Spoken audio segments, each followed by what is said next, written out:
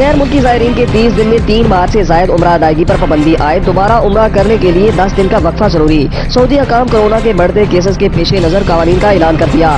12 साल से जायद उम्र वाले ज़ायरीन ही उम्रा अदा कर सकेंगे। ज़ायरीन का वैक्सीनेटेड होना भी लाजमी करार।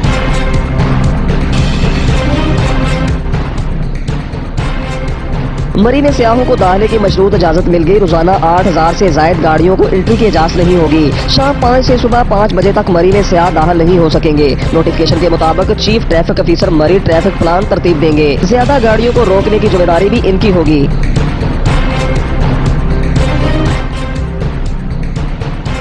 मुल्क में कोरोना के तेज वार 24 घंटों में 4027 नए केस सामने आ गए। मुस्बत कोरोना केसेस की शरह 7.8% हो गई। 24 घंटों में कोरोना के मजीद 9 मरीज इंतकाल कर गए। कोरोना से मजमूई अमवात की तादाद 29,000 से बढ़ गई।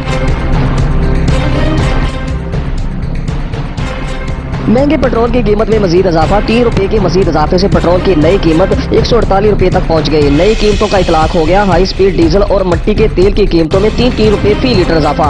लाइट डीजल 3.37 रुपए फी लीटर महंगा कर दिया गया।